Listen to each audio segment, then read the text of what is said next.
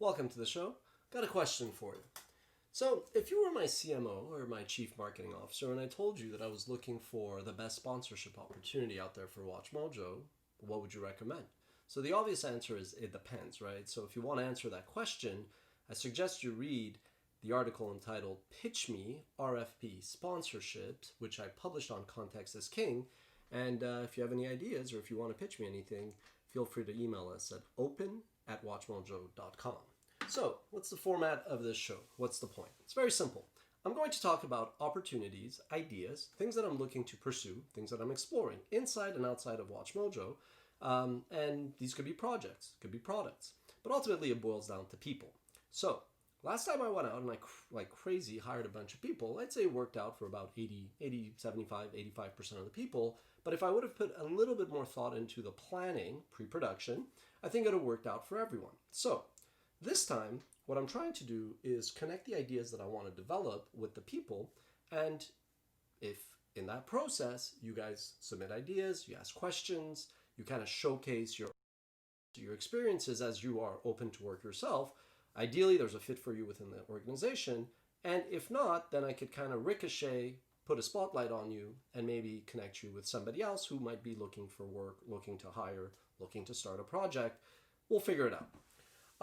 So this is kind of like an open-ended, big-ass business development brainstorm session. Could kind of also be seen as kind of an advisory board. Obviously, a lot of you are looking to work, and maybe the show could be part of that solution for you. Now, point 3. If you're going to reach out to me, I generally like to receive 3 answers to 3 questions. You could kind of see some of my influences growing up. The first one is Plato's concept of principle of specialization. What is the ideal, realistic role for you? In which capacity are you the Wayne Gretzky or the Tiger Woods of your craft? Second, it's this concept of the sum of the parts, Gestalt. So basically, in what kind of organization, amongst what kinds of people would you excel? Are you a small organization kind of person? Do you operate better in a large organization? Fit and culture obviously matter. So getting a sense of whether or not you would fit in an organization like WatchMojo is a good question to ask to figure out if it's going to work for you. And also because I do have a pretty good Rolodex, depending on, your answer to the 3 questions, I could probably connect you with somebody in my network. The third one is basically related to the principle of specialization, but it's the concept of comparative advantage. More in the context of industry, sector. If you've worked all your life, in software, selling SaaS products, might not make sense for you to go work in an ad-supported environment, for example.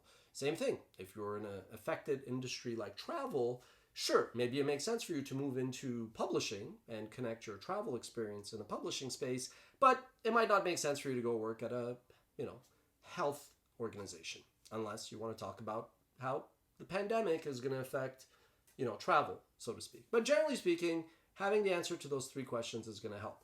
And this actually has worked. A few months ago, I was just figuring out how I could help. I posted that on LinkedIn. And the person whom I ended up hiring to lead our podcasting and audio programming efforts, Frank, he works with us now.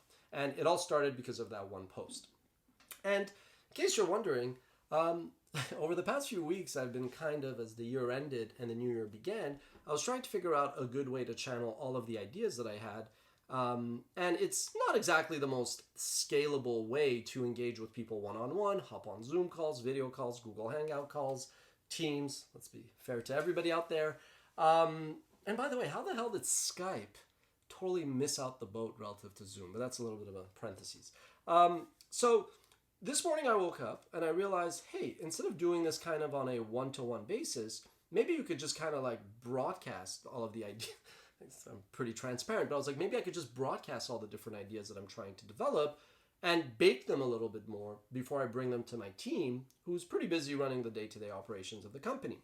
I realized opentowork.tv was still available, so I registered it, wrote down a few ideas on a piece of paper, and literally an hour later, here we are. So pressing record. So let's see how this goes. 4, some tools. If you have any questions, I would like us to start showcasing AskMojo. There'll be a link. It's pretty straightforward. If you got any questions, ask questions. Other people can upload those questions if they share, your curiosity about the topic. If you have ideas for programming, if you are looking to work In production, we have the suggest tool. I'd like us to use that as well. Again, it worked for WatchMojo. Don't know why it wouldn't work for Context and this Open to Work show. Now, if you run a software company, if you are selling some kind of feature tool set that you think, hey Ash, what you're trying to build with Open to Work.tv and this show, this series, we have this, framework, this tool, this software that will allow you to better have projects, match people, create this kind of community. This will allow you to scale this earlier. Again, email me, open@watchmojo.com. Tomorrow, I'll be speaking to my team, my development team, to see if we should build such a tool internally. We don't need to reinvent the wheel. If it exists, hit me up. I think you're starting to see how this show is going to work. Finally, speaking of this community, the 3 C's of the internet: content, commerce, community. I'm going to, over time, find ways to weave the 3 into this initiative. At the onset, there's nothing in it for me other than you guys possibly helping me come up with better ideas or taking my ideas and making them maybe less crazy, more effective. But really, it's to give back. So if you guys are looking to work, hopefully the end game for you is you find a job inside of WatchMojo or outside. And I suspect that a little bit like in the old days with Dig, 1% of you are going to be very active, you're going to be leading, you're going to be vocal. Oh yeah, eventually this should be a live show where people could just kind of call in, ask questions, and we kind of play with it, on the fly. 10% are going to be pretty active with comments, but still a little bit, in the shadows. 90% of you will just listen and watch. Doesn't preclude you from emailing me at open@watchmojo.com and figure out if there are opportunities or ways that you can make my crazy ideas better. Which takes me to number 5, which I've kind of already addressed. Not very hard to find. If you need something, hit me up through LinkedIn. Just email me, open@watchmojo.com. Number 6. So some time ago, let me just bring this up. Some time ago, I actually asked on LinkedIn, what is the best way to have an impact if you are going to basically, if you want to give away, let's just say hypothetically, around sum, like $1 million. Is it better to give $1 million to one entrepreneur? Is it better to give $500,000 to 2 entrepreneurs? Is it better to give $250,000 to 4, $100,000 to 10, or $25,000 to 50? I got the answers. 33% said $100,000 to 10 entrepreneurs. 27% said $500,000 to 2 entrepreneurs. 100,000 to 10 24% said $25,000 to 50 entrepreneurs, and 15% said $250,000 to 4. Are we writing such a check today? No comment. Not today. Maybe not $1 million. Maybe not in that breakdown. But the audience here, which I think includes students, recent grads, young professionals, executives who are actually veterans who were affected by the pandemic, as well as intrapreneurs and entrepreneurs, I am trying to basically match some kind of crazy method to the madness, all the ideas that I have, and find a way to incubate them within WatchMojo or basically spin them out. Not sure if any of this is going to work, but 10 years ago I told you that we're going to basically find a way to build a business around fair use, create programming that relies on third-party IP, push the envelope without crossing it over to alienate and piss off the rights holders where they would want to sue us, even though we'd prevail. And we'd build a business, and over time they become our partners, licensing set content and advertising with us. You would have thought that was crazy. But, operating somewhere between the improbable and the impossible, to quote Jeffrey Katzenberg, is something that you should all be striving to do. So keep that in mind. I'll come back to that poll, but I'd like you guys to get a sense of where I'd like to take this. Number 7, what's my role? I'm really just the ringleader, master of the ceremony, jack of all trades, master of none. I'm kind of the matchmaker, right? So there's a lot of interesting, intelligent, experienced people who hopefully will watch this, hear something that I'm describing in terms of opportunity or product, and you may want to do that within WatchMojo or outside. Hit me up. I'll basically be your agent. I might connect a few of you. I do this anyway, Monday to Sunday, 100 hours in the week. And it's gone to the point where I've always been very effective and efficient, but I just view this as maybe the next level because there are, frankly, unfortunately, so many that have been affected, right? I can't go on LinkedIn without seeing the open to work logo on so many people's profile. And right after the pandemic hit, I kind of said it. It's like Thanos snapped his finger. Everybody is affected, but some people were affected like considerably because they worked in travel, hospitality, live events. It was sudden. You go through the phases of denial, anger, rage, whatnot. And then we at WatchMojo and many others may not have been affected in the same way, but we're also affected. There are ripple effects. But I did say then and throughout that those who were not affected directly do have a sort of moral obligation to help others get their recovery back.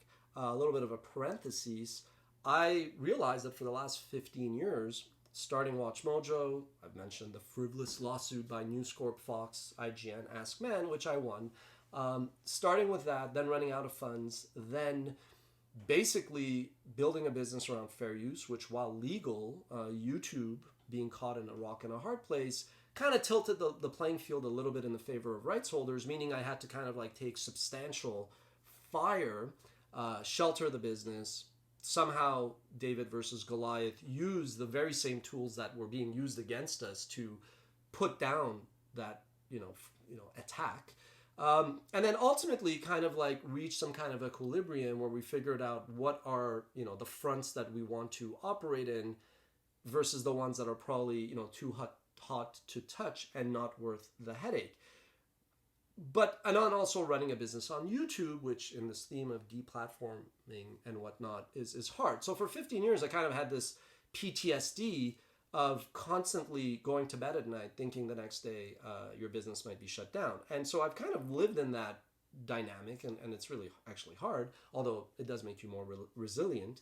But I realized that what happened to a lot of people at the pandemic was because maybe they never thought it was possible. And it sucks, and I understand that. Whereas I kind of always went to bed thinking it's likely, it might happen. Now, maybe it was more in my head.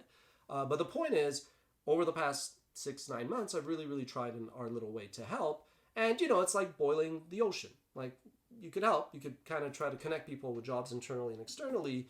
But I also don't want to back up the truck and tell my team that does an amazing job, hey, I got these 15 people I want to help within these 10 projects. Let's make it happen. Not so fast. Now, ultimately, number 8, just same way that kind of Frank saw my post. Now he's got, full-time job with us working Takeoff, the audio programming podcast initiative.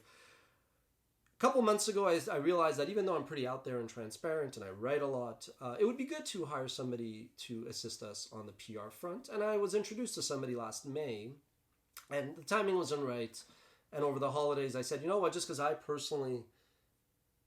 Transparency, I hope, does not come across as arrogance. But I think just because I'm still somewhat modest and try to be humble, I was like, I don't really need a PR person to help myself and the company. But I also realized that maybe I was doing a disservice to the company by not having a publicist, a PR pro. So at the end of the year, reached out to that person, re-engaged them. And I posted an article on Context is King called, I think, the promoter, the propagandist seemed a bit too, not really what I wanted to go with. And so you could read that, but I did decide to proceed. We'll be starting in a few weeks with the person. I'll talk a little bit about that in an upcoming show. But today I do want to plant the seed that similarly, we have a great HR consultant. The company is relatively small. We're less than 100 people. But we do have like a couple of HR people that have helped me. I myself love HR. I think for me to pull off what I want to do here, I may need somebody to help me on the HR front, matchmaking. Imagine if you're kind of launching a agency for entrepreneurs and executives that's somewhat matchmaker, that's somewhat business development. If you're listening to this and you're like, oh, wow, I have a background in HR, more strategic and whatnot. So if you hear something that you're like, hey, that seems like something I'd be good for, again, open at watchmojo.com. Lots of things I'd be looking to staff in the days, weeks, and months to come. I could probably use, an animator or designer as well. We got a great team at WatchMojo. I want to kind of leave them alone to do this as I build this parallel army. Got a lot of great generals and lieutenants and commanders running the WatchMojo army. But, clearly I think Context is an initiative I started in 2018, 19, 20, very low key, trying to kind of like tinker with what I want to do on the production and distribution side. Started ContextTV, did a documentary. Context is King, the companion website, which I launched, which is really like a mix of, obviously insights, experience analysis. There's a lot of psychology there.